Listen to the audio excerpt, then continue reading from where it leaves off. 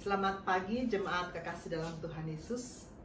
Mari kita bersama-sama membaca notes pembimbing yang tadi sudah kita baca di awal ibadah. Kita ulangi bersama-sama dari Yohanes 14 ayat 15. Kita baca bersama-sama 1, 2, 3. Jikalau kamu mengasihi aku, kamu akan menuruti segala perintahku. Kita ulangi sekali lagi. Jikalau kamu mengasihi aku, kamu akan menuruti segala perintahku. Amin. Ayat ini selalu muncul di setiap sesi pelayanan pribadi dengan murid-murid saya dan juga dengan pasien-pasien saya. Karena itu saya sangat sering merenungkan ayat ini. Dan pada akhirnya saya terinspirasi untuk menjadikan ayat ini sebagai tema utama untuk sharing pada hari ini. Judul sharing saya adalah Loving Jesus. Apakah kita sudah sungguh-sungguh mencintai Yesus? Kalau dalam pelayanan pribadi saya tanya kepada murid-murid saya atau pasien-pasien saya, apakah kamu mencintai Yesus? Maka jawabannya sangat mudah, dijawab dengan sangat mudah, cepat, tidak ragu-ragu, 100% menjawab ya. 100% menjawab ya, saya cinta Yesus. Dan saya yakin kalau ditanya pada kita semua saat ini, do you love Jesus? Maka jawabannya pasti yes, sure, pasti, tidak ada keraguan. Namun kalau pertanyaan berikutnya muncul, buktinya apa? Murid-murid saya tanya, buktinya apa? Mulai berpikir, mulai ngitung-ngitung loteng, ngitung-ngitung lantai, ubin, seperti kalau ujian ya. Siapa di sini yang lagi pacaran? Aduh, nanyanya itu lagi ya. Pasti kalau lagi pacaran gampang dong ngomong, aku mencintaimu, aku menyayangimu, aku mengasihimu. Tapi kalau pertanyaannya, buktinya apa? Mikirnya lama kan? Buktinya. Apakah Yesus mencintaimu? Apakah Yesus mencintaiku? Apakah Yesus mencintai kita? Ya. Jawabnya juga gampang. Pasti, jelas. Ya. Buktinya juga jelas. Bukti kasih Yesus kepada kita sudah sangat jelas. Kematian Yesus di kayu salib jelas membuktikan bahwa Dia sungguh mengasihi kita. Tapi kalau dibalik,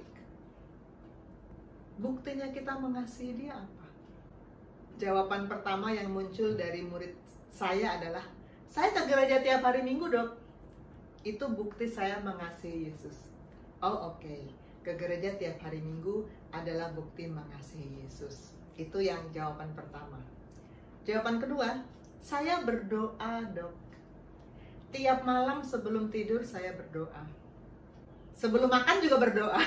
Rata-rata orang Kristen secara tradisi ya, doa itu doa pagi, doa makan, dan doa tidur ya, rata-rata secara tradisi.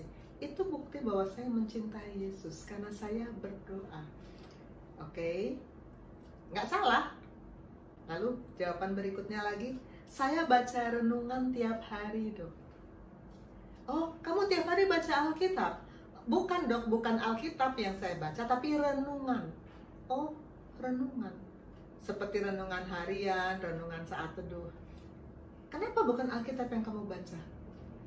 Karena renungan itu kan sudah mencakup urayanya. Kalau Alkitab kan cuman ayat-ayat. Renungan itu kan urayanya. Jadi saya baca renungan untuk saya bisa terus mencintai Yesus. Oh oke. Semua jawaban ditampung ya. Lalu ada jawaban lagi, saya katekisasi. Oh ya, katekisasi adalah bukti mencintai Yesus. Ya bisa. Kalau nggak cinta Yesus, mana mau dia ikut katekisasi gitu kali ya. Bisa kita terima, saya terima.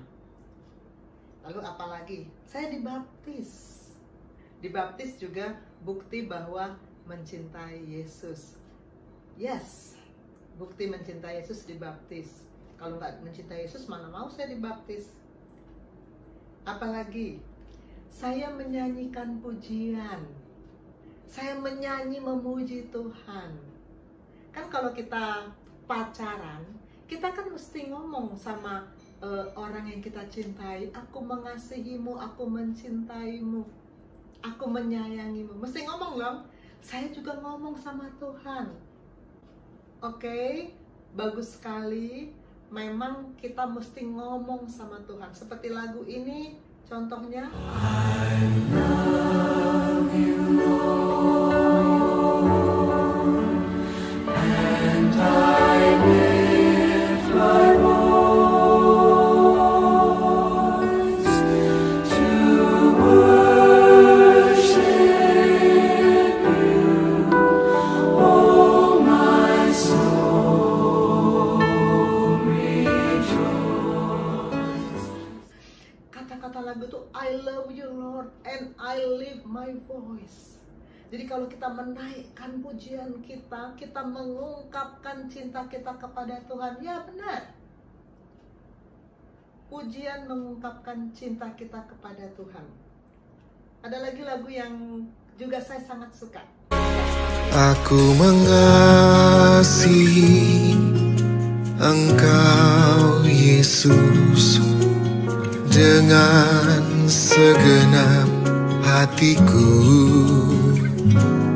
Aku mengasihi Engkau Yesus dengan segenap jiwaku. Ini juga lagu yang kalau kita sungguh-sungguh tujukan kepada Tuhan saat menyanyikan lagu ini, mata hati kita terarah kepada Dia. Kita betul-betul merasakan bahwa aku mengasihi Engkau Yesus dengan segenap hidupku, dengan segenap jiwaku. Dan ini membuat kita merasa bahwa kita betul-betul mencintai Dia. Betul. Pujian dan penyembahan yang kita nyanyikan dengan betul, dengan mata hati terarah kepada Tuhan, fokus kepada Tuhan, bukan dengan pandang-pandangan sama kanan kiri. Itu betul. Mengungkapkan bahwa kita mencintai Yesus. Apakah Yesus suka? Suka pasti. Kalau kita menyampaikannya dengan mata hati tertuju pada Dia, dan kita sungguh-sungguh ngomong ini sama Dia, bukan kita ngomong tapi pikiran melayang kemana-mana, pasti suka. Sama dengan kalau kita lagi bersama dengan orang yang kita cintai, lalu dia ngomong, aku mencintaimu, kita suka dong pasti. Itu cinta sebatas kata-kata. Itu menyenangkan, ya. Tetapi, itu cukup? No, tidak. Tidak cukup. Tidak cukup hanya cinta sebatas kata-kata. Cinta Yesus didefinisikan oleh firman. Dalam Yohanes 14 ayat 15 yang tadi kita baca, jika kamu mengasihi aku, kamu akan menuruti segala perintahku. Bapak Ibu boleh cek di Alkitab masing-masing. Apakah ada yang berbunyi, jika kamu mengasihi aku, kamu akan menuruti sebagian perintahku. Sebagian perintah yang memang cocok dengan situasimu, yang memang cocok dengan keadaanmu. Kan tiap manusia punya kesulitan masing-masing. Nggak semua dong bisa melakukan segala perintah. Sebagian orang hanya bisa melakukan sebagian perintah. Kalau pendeta mungkin ya bisa. Pendeta mungkin bisa melakukan segala perintah. Tapi saya orang biasa, saya orang awam, maka saya cukup melakukan sebagian perintah. Adakah begitu tertulis di Alkitab Bapak, Ibu, Saudara? Tidak pasti. Yang tertulis adalah segala. Saya guru. Kalau saya ngomong kepada murid-murid saya, kerjakan seluruh tugas ini ya. Kalau tidak mengerjakan, tidak lulus. Kalau saya ngomong gitu, kira-kira mereka akan mengerjakan nggak? Pasti. Pasti mereka, kan murid pasti pengen lulus. Pasti mereka berbulat hati mau mengerjakan. Lalu mereka bertanya kepada saya, mana tugasnya, Dok? Tugasnya mana? Lalu saya kasih 3 buku tebal-tebal. Di dalam 3 buku ini tertulis sejumlah tugas yang harus kalian lakukan. Apakah mereka akan baca buku ini? Pasti baca. Karena ada ancaman, tidak baca, tidak melakukan tugas, tidak lulus. Mana mungkin bisa melakukan tugas kalau tidak baca? Mana mungkin bisa melakukan tugas kalau tidak baca? Maka ini juga menjadi tugas untuk semua yang mengaku anak Tuhan, semua yang mengaku murid Tuhan, semua yang mengaku mengasihi Yesus. Harus menuruti segala perintah, artinya harus membaca seluruh firman di dalam Alkitab. Membaca firman dengan membaca seluruh firman beda. Harus baca seluruh firman. Kalau saya pelayanan pribadi dengan murid saya tanya, selalu saya tanya. Pertanyaan berikutnya, apakah kamu sudah membaca Alkitab tuntas dari Kejadian sampai Wahyu? Kalau tadi pertanyaan pertama, apakah mengasihi Yesus? Jawabnya cepat, mudah. Apa buktinya? Walaupun jawabnya agak lama, tapi rata-rata menjawab kan? Buktinya saya berdoa, saya ke gereja, saya katekisasi, saya dibaptis, saya memuji Tuhan. Dijawab kan walaupun agak lama. Tapi ini kalau ditanya apakah kamu baca tuntas Alkitab? Dijawab, tapi jawabannya ternyata hanya sekitar 2% yang menjawab saya baca tuntas. Ada yang 1 kali, ada yang 2 kali.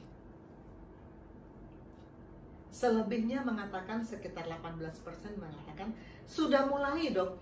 Waktu itu pas ada KKR, kami ditantang untuk baca Alkitab. Waktu itu kakak rohani saya dalam pemuritan di gereja saya menantang untuk baca Alkitab. Jadi saya sudah mulai, Dok. Kejadian, Keluaran, begitu masuk imamat, masuk koas. Waktu masih preklinik kan hidup masih teratur. Begitu masuk koas, semuanya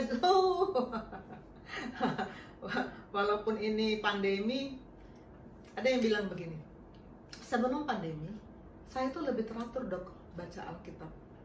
Tapi begitu pandemi, kita kan semuanya jadi online. Online, jadi apa-apa semuanya kan di rumah. Malah jadi males. Bangun aja males, ngapa-ngapain males, baca Alkitab ikut berantakan. Sangat banyak alasan untuk tidak bisa tuntas baca Alkitab.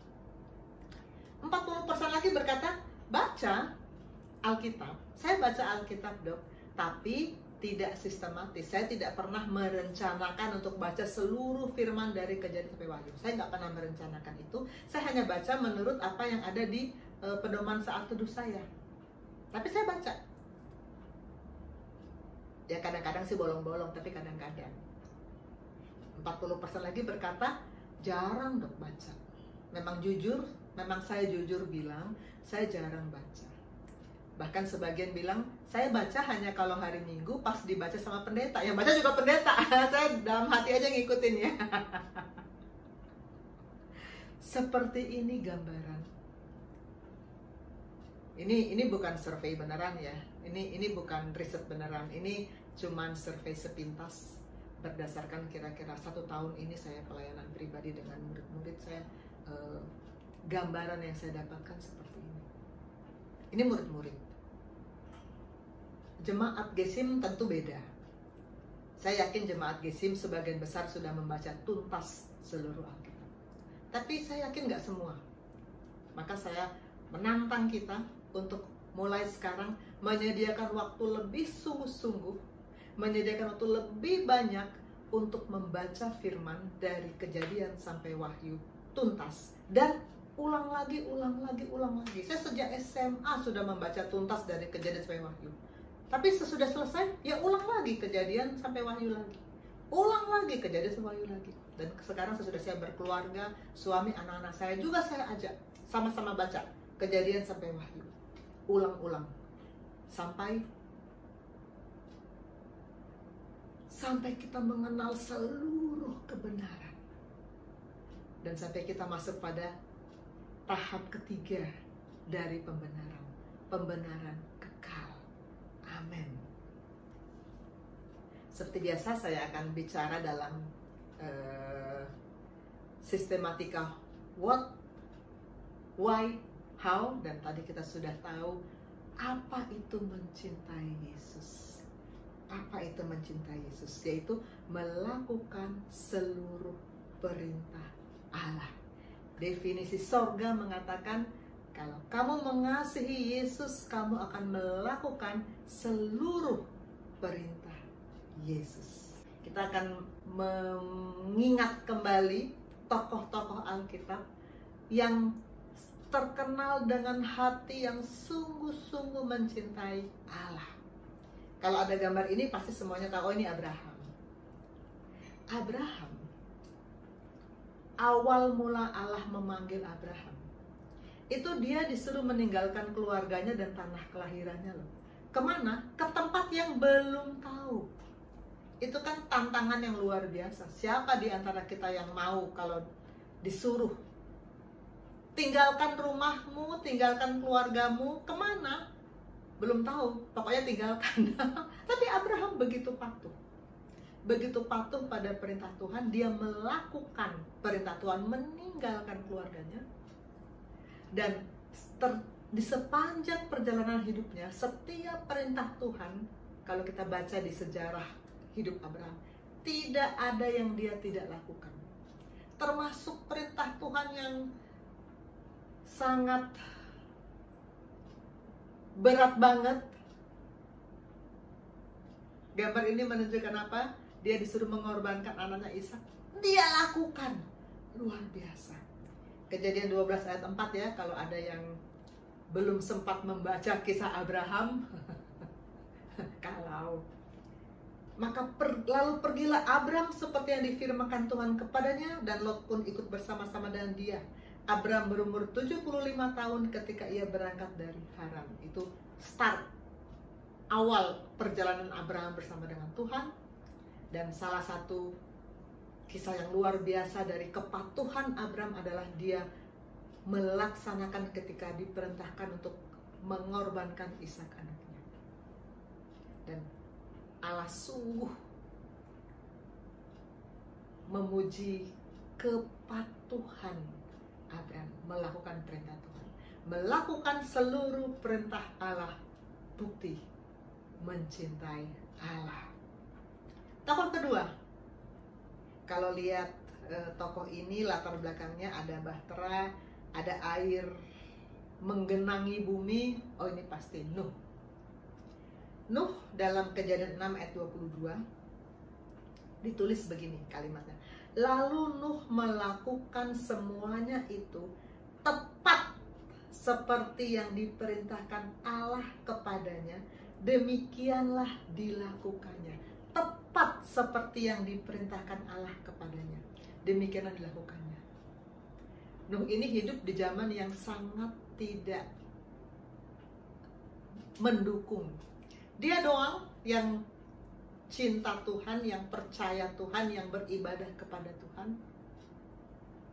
Selebihnya, kanan, kiri, depan, belakang, lingkungannya, kotanya, semuanya membelakangi Tuhan.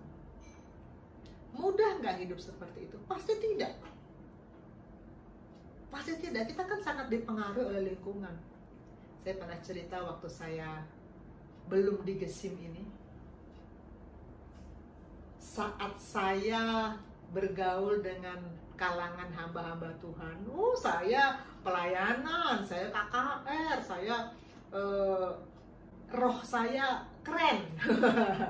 Tapi waktu saya pindah kembali ke Jakarta, saya bergaul dengan teman-teman yang rata-rata semuanya, ada juga yang seagama tapi hidupnya duniawi.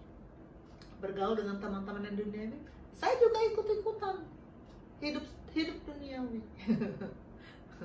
Maka saya mengalami jatuh bangun, maju mundur.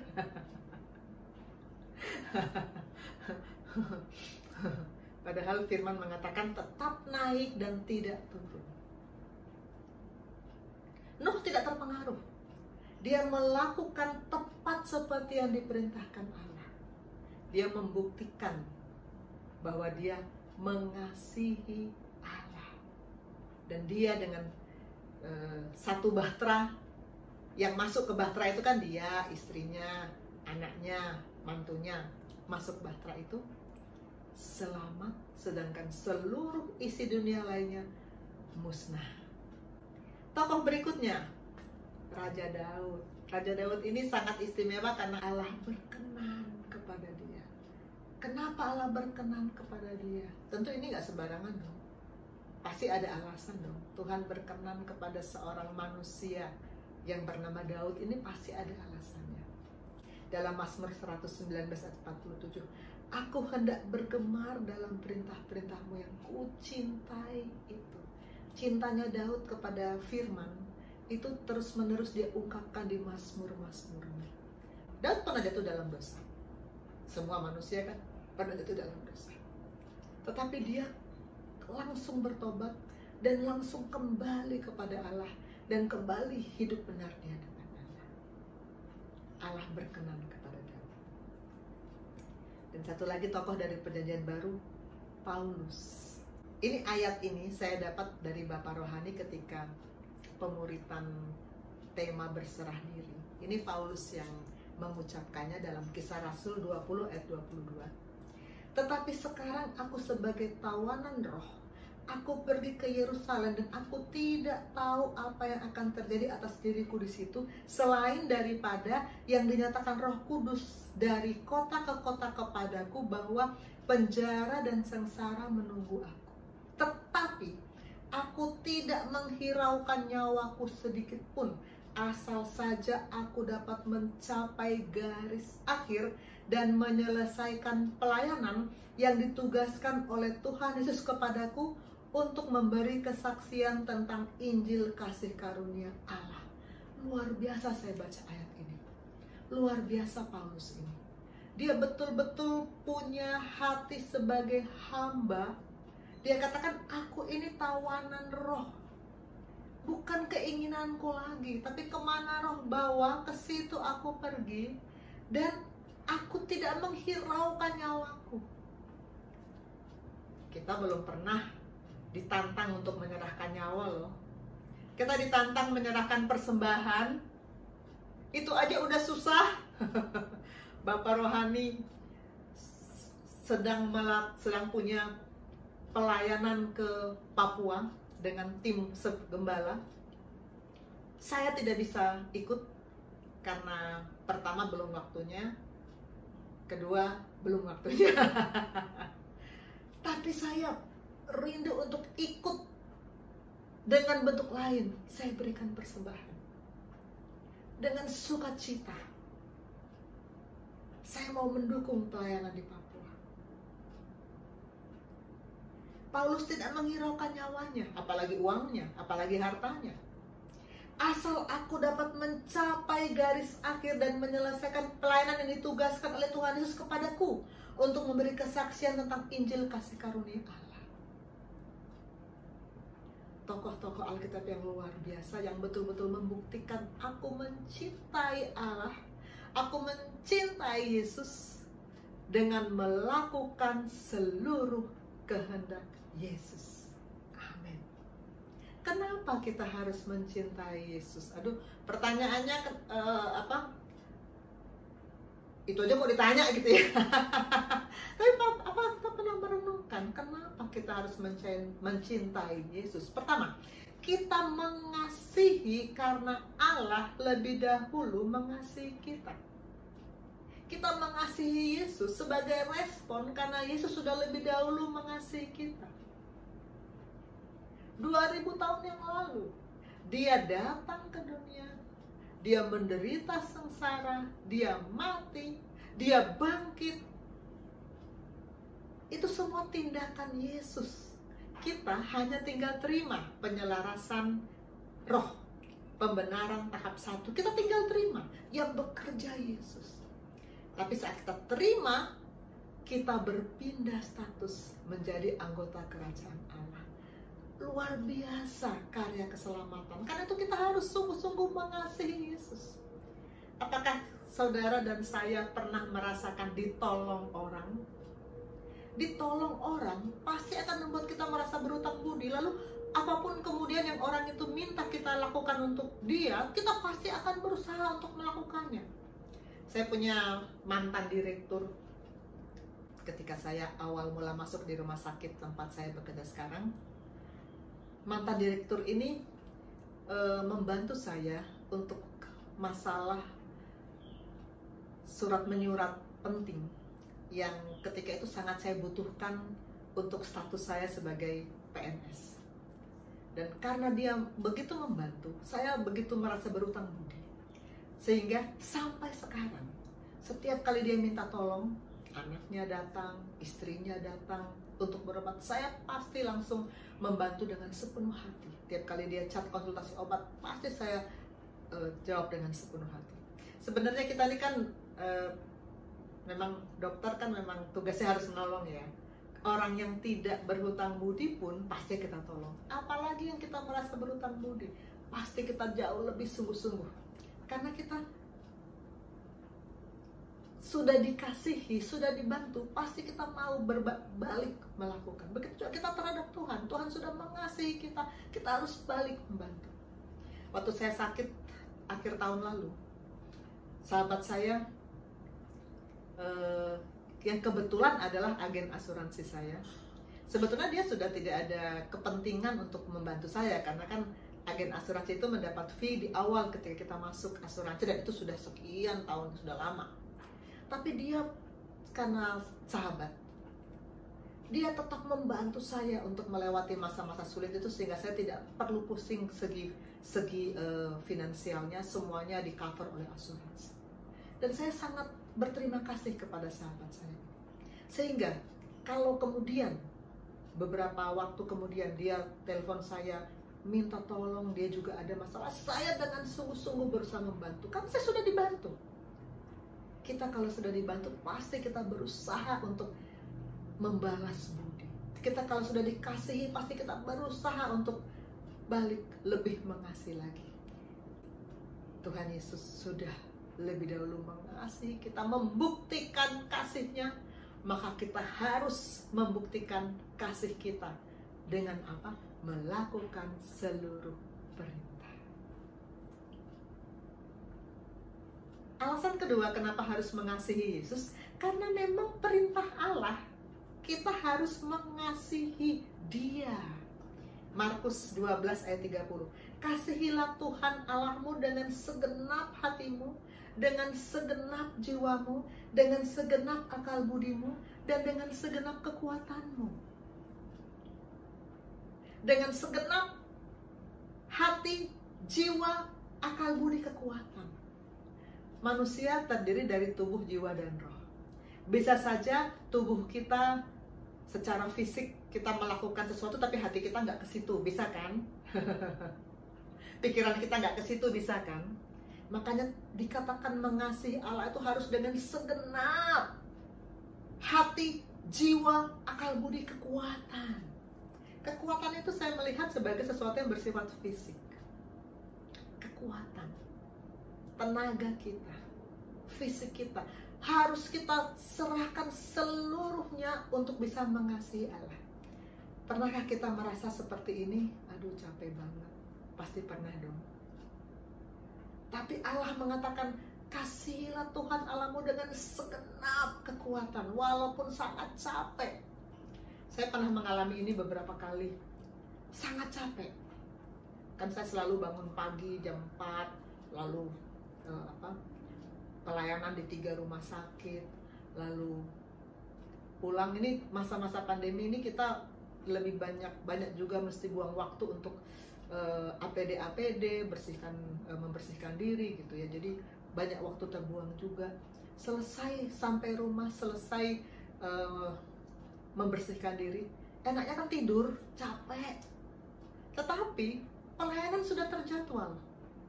Maka saya katakan segenap kekuatanku harus kukerahkan untuk tetap konsisten melayani Tuhan. Pernah ada satu hari libur, karena saya tuh jadwal untuk pelayanan tuh memang selalu padat di minggu pertama, karena minggu berikutnya sudah ada pendidikan dengan dosen-dosen lain. Jadi saya harus kebut di 1 minggu pertama.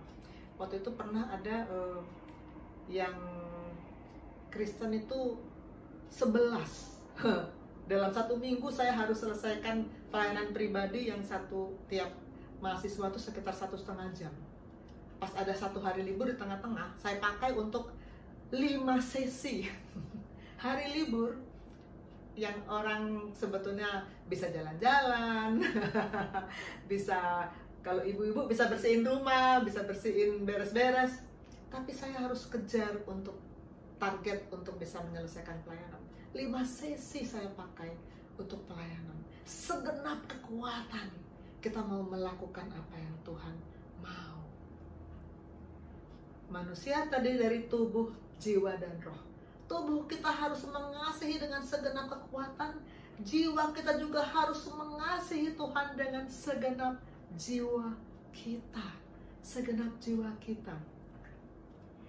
Jiwa kita harus sungguh-sungguh kita kerahkan untuk sungguh-sungguh mencintai firman. Coba lihat gambar sebelah kiri. Ini anak sekolah melihat buku dengan tidak cinta. Tidak cinta kepada pelajaran. Aduh, karena berat. Ini Talita dulu. Talita sekarang sudah berubah ya. Dulu dia kalau sudah urusan matematika, aduh, dia suka bolos karena dia nggak ngerti, berat. Tapi sekarang, puji Tuhan, dia nggak pernah bolos lagi. Karena dia sudah sampai pada komitmen, saya harus terus konsisten untuk hidup sesuai firman. Konsistensi itu bukan hanya pada baca Alkitab, tapi juga pada ikut pelajaran. Lihat yang sebelah kanan, membaca buku pelajaran dengan segenap jiwa, dengan sukacita. Kita juga dalam membaca firman harus ada antusias, harus ada sukacita. Segenap jiwa kita punya ketertarikan pada firman. Kita harus memotivasi diri kita untuk mencintai firman. Segenap jiwa, segenap hati. Mungkin Bapak Ibu Saudara masih ingat sharing saya udah beberapa periode yang lalu ya. Saya menceritakan seorang murid berkata kepada saya, "Dok, saat pelayanan pribadi, bagaimana sih caranya supaya saya tertarik baca Alkitab?" Ketika itu saya jawab begini, "Kamu punya pacar?" "Punya, Dok." "Kalau pacar kamu chat kamu di Line atau di WA, apakah kamu tertarik untuk membacanya?" Tertarik. Iyalah, pacar. Kalau udah suami mungkin nggak begitu tertarik Kalau suami chat kita mungkin urusan dapur, urusan isi kulkas, urusan sekolah anak. Tapi kalau masih pacaran, pasti isi textingnya itu kan sesuatu yang bikin hati kita menggebu-gebu. Tertarik dong. Nah, kalau kamu katakan kamu cinta Yesus, pasti kamu mengeset hati kamu untuk tertarik pada setiap apa yang Tuhan sampaikan dalam firman-Nya. Ubah hatimu. Selalu katakan bahwa aku tertarik untuk baca firman. Segenap hatiku, aku mau mengasihi Yesus. How? Bagaimana caranya untuk kita mengasihi Yesus? Pertama, kita harus baca seluruh firman, karena katanya melakukan seluruh firman berarti baca seluruh firman. Dua, lakukan seluruh perintah Allah dalam firman. Simpel ya, gampang ngomongnya, melakukannya belum tentu. Baca seluruh firman, lakukan seluruh perintah Allah dalam firman. Nah, untuk bisa baca seluruh firman, saya mulai punya tekad untuk membaca seluruh firman dari Kejadian sampai Wahyu ketika saya SMA. Ketika itu ada, ya karena saya kan waktu SMA itu sering ikut mama saya ke kebaktian tahunan Batu Malang. Jadi kita ditantang untuk sungguh-sungguh membaca seluruh firman, dan saya mau melakukannya. Setiap hari saya baca urut dari Kejadian, Keluaran sampai Wahyu. Dan kalau sudah habis, itu habis dalam satu tahun atau lebih. Tapi kemudian ulang lagi. Itu saya lakukan terpisah dari membaca sesuai dengan pegangan saat teduh atau pegangan penguritan. Karena kalau saat teduh kan kita cabut-cabut ya, hari ini baca ini, besok baca ini, tidak urut. Dan kemudian ada bimbingan untuk merenungkan, mengaplikasikan ayat itu. Jadi kalau seluruh firman kita mesti sistematis baca dari Kejadian sampai Wahyu. Dan untuk itu kita harus menyediakan waktu lebih banyak. Iya, harus menyediakan waktu lebih banyak. Nah, ini sebetulnya keunikan menyerahkan waktu untuk Tuhan ini unik. Karena kalau saya dengan murid-murid saya selalu kan alasan kenapa nggak baca firman, sibuk, selalu itu jadi alasan. Saya juga pernah terjebak dalam sibuk. Saya pernah berkali-kali saya cerita bahwa ada satu fase dalam hidup saya selama 3 tahun saya nggak baca Alkitab karena sibuk. Dan memang ketika itu saya sibuk banget, betul-betul saya sambil kerja, sambil praktek, sambil ngurus keluarga, sambil tetap ngajar. Saya sekolah lagi, mengambil subspesialis. Memang sibuknya ampun-ampun, dan saya terjebak dalam kesibukan itu. Tetapi kemudian saya tahu bahwa itu suatu kebodohan yang luar biasa. Itu menjerumuskan saya pada situasi yang sangat tidak nyaman. Saya tahu kalau saya mengalami masalah karena saya yang salah. Beda dengan kita mengalami masalah karena Tuhan mau uji ya. Ini memang saya yang salah. Saya bertobat, puji Tuhan saya bertemu dengan Bapak Rohani di gereja Tuhan ini, di Gesim. Saya bertobat dan saya mulai menyediakan waktu lebih banyak untuk Tuhan. Dan sungguh ajaib, saat saya menyediakan waktu lebih banyak untuk Tuhan, Tuhan mengatur waktu saya. Tuhan mengatur waktu saya. Saya tidak pernah kekurangan waktu. Saya tidak pernah keteteran gak bisa menyelesaikan tugas. Dan berkat yang Tuhan berikan terus mengalir, terus mengalir. Kalau kita mempercayakan hidup kita kepada Tuhan, 3 minggu lalu saya bicara soal mempercayakan hidup kepada Tuhan, termasuk mempercayakan waktu. Mempercayakan waktu. Waktuku kuberikan untuk Tuhan. Pasti Tuhan akan atur supaya semua tujuan Tuhan dalam hidup kita bisa tercapai. Tadi saya katakan saya baca, ini sharing pribadi saya, hidup pribadi saya. Saya membaca firman pertama dari pedoman saat teduh, ini pada satu kesempatan, sesuai dengan, saya pakai dari iman ke iman, ini yang diarahkan oleh Pastor Jerry, saya ingat banget, waktu itu Pastor Jerry kasih saya satu, pakai ini katanya, ini sangat membangun roh kita. Tadinya kan saya pakai saat teduh, renungan harian, saya pakai ini, dan ini yang tiap pagi saya baca dan saya bagikan kepada semua komunitas di grup saya, kepada murid-murid, kepada karyawan rumah sakit tempat saya bekerja, saya bagikan dan semua sangat diberkati.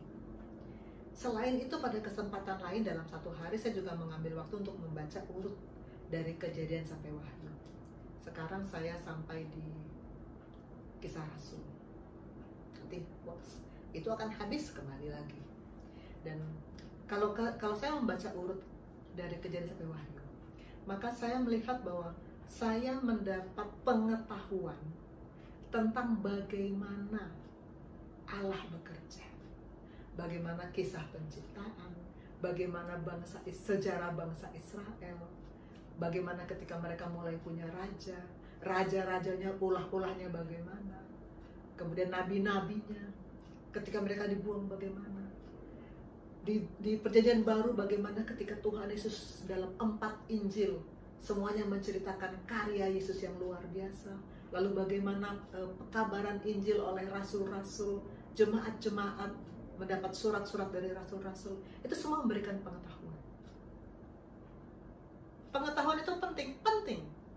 Bapak Rohani selalu bilang harus ada pengetahuan tentang firman.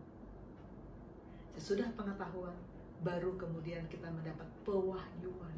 Apa yang Tuhan mau sampaikan langsung kepada kita, yang Tuhan mau ajarkan kepada kita untuk kita bisa berubah dan bergerak bersama-sama dengan Tuhan. Dan kadang-kadang Roh menyuruh kita membaca ini. Saat kita merenungkan sesuatu, Roh menyuruh membaca ini. Itu semua kita sediakan untuk kita membaca apa yang Tuhan sudah perintahkan dalam firman. Sediakan waktu lebih banyak. Dan tadi saya katakan, kita harus mendapatkan pengetahuan.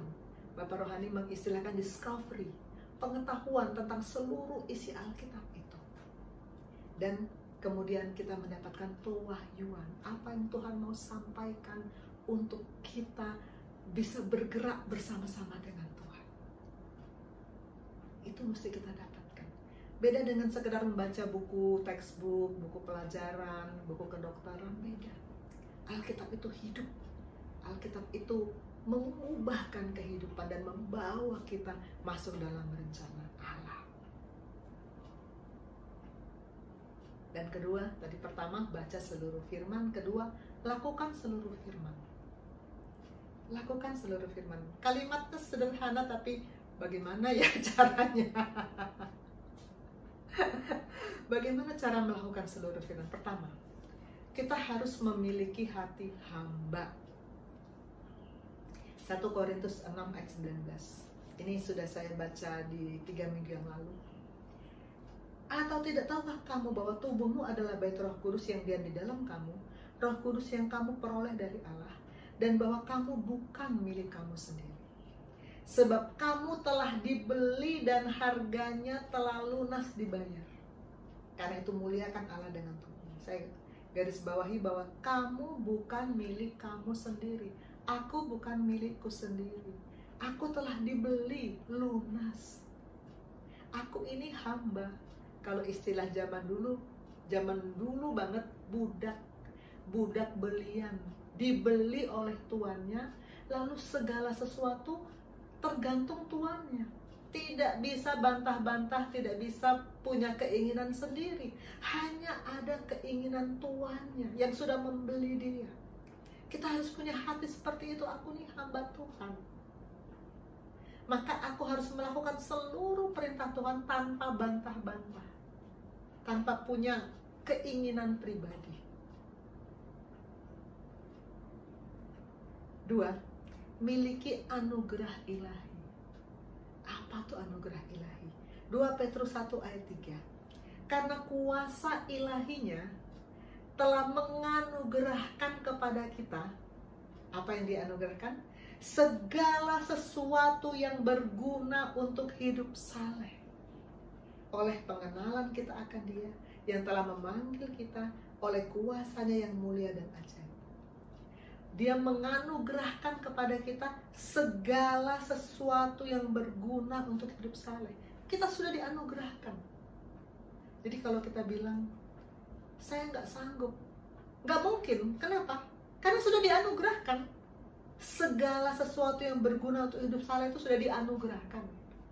Kita harus menyadari dan bahwa kita sudah memiliki anugerah itu, dan kita harus menggunakan anugerah ilahi itu untuk bisa hidup benar di hadapan Tuhan. Ketiga, kita harus punya keyakinan. Keyakinan apa? 1 Yohanes 5 ayat 3. Sebab inilah kasih kepada Allah, yaitu bahwa kita menuruti perintah-perintahnya. Perintah-perintahnya itu tidak berat. Saya senang sekali waktu saya chat seorang murid saya tanya, apa perintah Tuhan yang menurut kamu paling berat? Dia bilang begini, dokter, saya percaya bahwa perintah-perintah Tuhan itu tidak ada yang berat. 1 Yohanes 5 ayat 3, karena ini dokter pernah ajarin kepada saya. Oh, puji Tuhan. Memang ini luar biasa bahwa murid saya akhirnya bisa punya keyakinan bahwa perintah-perintahnya itu tidak berat. Miliki keyakinan bahwa perintah-perintahnya itu tidak berat. Maka kalau ada perintah yang kita rasakan berat, kita harus mengatakan tidak berat. Saya tanya ke beberapa murid yang lain, apa perintah Allah yang paling berat? Juga saya tanya kepada saudara saya. Beberapa menjawab ini, Matius 5 ayat 44. Ini perintah Allah yang paling berat buat kami pribadi, kata mereka. Tetapi aku berkata kepadamu, kasihilah musuhmu dan berdoalah bagi mereka yang menganiaya kamu. Memang ini berat. Aduh, saya pernah merasakan ada orang yang jahat sama saya. Dokter, teman sejawat, satu rumah sakit. Saya bilang itu jahat ya. Saya kan di rumah sakit punya alat untuk USG. Dan ini memang di departemen saya, di departemen penyakit dalam. Teman ini dari departemen lain. Tapi dia memaksa begini, saya mau pakai alat itu. Saya bilang silahkan, boleh. Kita gantian ya, saya pakai jam segini sampai jam segini, habis itu kamu. Oh enggak, saya pakai di jam yang saya mau. Waduh, jahat banget nih orang. Tapi dia melaksanakan perintahnya. Jadi setiap kali di jam yang dia mau, saya harus menyingkir. Dan saya sebetulnya kan pengen komplain, aduh kenapa sih? Kenapa gitu ya? Kenapa? Karena ini kan alat milik departemen saya. Saya coba tanya ke manajemen, tapi ternyata dia sudah ngomong ke manajemen juga. Wah, ini berat. Tapi saya memperkatakan Matius 5 ayat 44 ini. Tuhan, aku mau berdoa untuk dokter itu.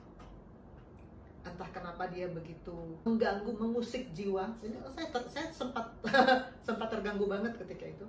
Tapi puji Tuhan, saat saya sudah bergabung di GISIM ini, saya sudah lebih mengerti bagaimana memperkatakan dan menyepakati firman. Maka saya katakan, Tuhan, saya mau sepakat dengan Matius 5 ayat 44. Saya sepakat dengan firman. Saya akui kebenaran firman. Saya mau berdoa untuk orang itu. Tuhan sendiri yang menganugerahkan kepada dia pertobatan. Itu sebetulnya kalau ada orang jahat sama kita, itu sebetulnya bukan orang itu loh yang jahat.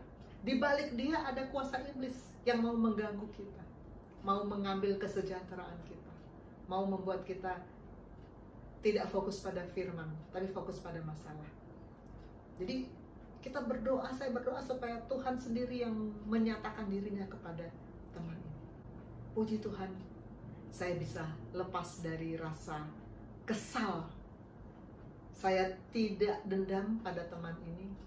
Saya bisa mengasihi dia, dan saya bisa mengalah setiap kali dia memaksakan kehendaknya. Kasihilah musuhmu. Tidak berat, kata firman. Apalagi firman yang berat. Saya tanya ke teman saya, sahabat saya. Yang berat itu Lukas 9 ayat 23 katanya. Karena dikatakan setiap orang yang mau mengikut aku, ia harus menyangkal diri. Menyangkal diri itu berat. Iya benar, saya setuju. Beberapa hari yang lalu saya visit di salah satu ruangan, Sehari-hari saya visit di 5 ruangan. Dan di tiap-tiap ruangan ada perawat pendamping yang berbeda-beda. Dan perawat itu selalu bawa buku sebagai pegangan untuk menentukan nanti pasien yang saya visit yang mana saja, karena belum tentu semua pasien di ruangan itu saya harus visit gitu ya. Nah, saat itu perawat membawa buku dan mendampingi saya, dan kita melihat 6 pasien. Sesudah itu kita duduk, saya mau isi status, tiba-tiba perawatnya bilang gini, "Dokter, maaf, tadi aku bawa buku yang salah." Oh, jadi pasiennya bukan yang itu, bukunya ini, dan sekarang kita mesti muter lagi, dan pasien yang dokter visit harus 14 orang. Oh, saya mikir gini, semua dokter kalau digituin pasti akan yang pertama-tama marah dong. Lu gimana sih, emang kita nggak ada kerjaan lain gitu ya. Tapi saya pikir gini, kalau saya marah ke orang ini, maka berarti saya memposisikan saya sebagai dokter konsulen senior yang tidak boleh diperlakukan seperti itu. Sedangkan firman berkata, saya harus menyangkal diri, saya harus menyangkal posisi saya sebagai dokter konsulen senior, tapi saya sebagai hamba Tuhan yang datang ke pasien untuk melayani pasien. Menyangkal diri. Maka saya langsung mengubah pikiran saya, perasaan saya, kemauan saya, tidak komplain, dan saya bilang, oke, baik, kita mulai dari awal ya. Dan saya puji Tuhan, karena di ruangan itu saya baru sadar bahwa ada beberapa perawat yang seiman yang pernah berkali-kali mendengar saya khotbah. Saya khotbah antara lain tentang menyangkal diri. Kalau saya sendiri dalam tindakan tidak melakukan menyangkal diri, wow, itu namanya saya tidak punya integritas. Ingat khotbah Pastor Cakra 2 minggu yang lalu ya, integritas sangat penting. Apa yang kita omongin harus sama dengan apa yang kita lakukan. Puji Tuhan, saya dengan cepat bisa mengubah pikiran, perasaan, kemauan saya, menyelaraskan dengan firman, dan baik, saya bilang, kita visit lagi, keliling lagi, 14 pasien diperiksa. Sesudah tadi yang 5 atau 6 pasien itu dibatalkan. Dan satu lagi, menyangkal diri yang buat saya juga terasa banget. Ketika saya belum lama di Gesim ini, Pastor Yosef bilang sama saya, kamu kalau memberikan persembahan perpuluhan dan persembahan misi, tidak perlu diumumkan ya. Biasanya kan ada pengumuman tuh ya di awal ya, persembahan. Oh, begitu Bapak? Iya, saya mah nurut aja. Tapi sebetulnya saya lalu berpikir, kalau diumumkan di gereja lama ya, kalau kita memberi persembahan pasti diumumkan, dan hey, bisa ada kebanggaan loh, bisa ada kesombongan loh. Bahkan ada orang-orang tertentu yang kalau persembahannya tidak diumumkan atau diumumkan dalam jumlah yang tidak sama, wow, ribut. Bisa ribut dengan majelis, bisa pindah gereja gara-gara persembahan. Kalau tidak diumumkan berarti saya menyangkal diri. Tidak ada motivasi sama sekali untuk diketahui orang lain, kecuali hanya untuk memberkati pekerjaan Tuhan. Matius 6 ayat 1, Yesus berkata, ingat, jangan kamu melakukan kewajiban agamamu di hadapan orang supaya dilihat mereka. Karena jika demikian kamu tidak beroleh upah dari Bapamu yang di sorga. Maka saya katakan, Tuhan, aku mau tunduk taat. Kalau Bapak Gembala bilang tidak diumumkan, aku juga tidak ingin sampai jatuh pada dosa kesombongan. Dan Matius 6 ayat 3 berkata, tetapi jika engkau memberi sedekah, janganlah diketahui tangan kirimu apa yang diperbuat oleh tangan kananmu. Karena itu saya tidak ada masalah bertahun-tahun dalam memberi persepuluhan, dalam memberi persembahan misi, tidak pernah diumumkan. Saya jaga hati saya jangan sampai ada rasa ingin diketahui orang. Karena ini adalah persembahan saya untuk Tuhan, untuk memuliakan Tuhan, untuk menyenangkan Tuhan, bukan untuk dilihat orang. Belakangan sih saya dengar ada kebijakan baru dari tim gembala untuk kembali mengumumkan, tapi sekali lagi itu sama sekali bukan motivasi saya. Saya ingin menyangkal diri, menempatkan posisi saya sebagai hamba, maka saya tidak punya hak untuk mendapatkan penghargaan. Itu hak Tuhan. Amin. Saya tanya pada adik saya, apa yang paling sulit? Perintah Tuhan yang paling sulit. Dia berikan ini, 1 Petrus 1 ayat 15. Tetapi hendaklah kamu menjadi kudus dalam seluruh hidupmu, sama seperti Dia yang kudus yang telah memanggil kamu. Hendaklah kamu hidup kudus. Oh ya, ini sulit memang. Ini sulit. Saya sangat suka berdansa. Cha-cha, salsa, merengue, waltz. Oh, saya suka sekali. Dan suami saya sangat tidak bisa berdansa. Kakunya minta ampun. Jadi ketika saya belum di Gesim ini, ketika saya masih jatuh bangun, saya selalu berdansa dengan orang lain, dengan murid, dengan teman, dan saya menikmatinya. Saya senang, memang saya senang. Lalu sesudah saya di Gesim, saya ikut pemuritan, suami saya komplain tentang saya berdansa dengan orang lain. Gak boleh, gak pas. Lalu saya tanya ke Bapak Rohani, Bapak, apakah salah kalau saya berdansa dengan orang lain? Bapak Rohani bilang, kamu kan sekarang sudah PDM. Kesaksian hidupnya tidak pas.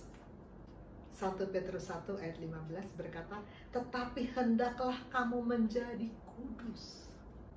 Kesaksian hidup, kalau orang lihat, masa pendeta dansa-dansa? Ya juga. Saya sangat suka, tapi saya harus mengatakan saya berhenti. Kalau saya pengen banget dansa, ya udah saya ajak suami saya, biar aku kayak apa juga ya sudahlah. Bisa. Memelihara hidup kudus bisa. Tidak berat, kata firman. Saya tanya sama Talita, Dek, apa firman Tuhan yang paling sulit menurut Talita? Dia kasih Mazmur 1 ayat 2. Tetapi yang kesukaannya ialah Taurat Tuhan, dan yang merenungkan Taurat itu siang dan malam. Kok itu sulit, saya tanya gitu ya. Orang cuma merenung-renung. Tapi kata Talita begini, saya sangat kagum dengan jalan pikirannya.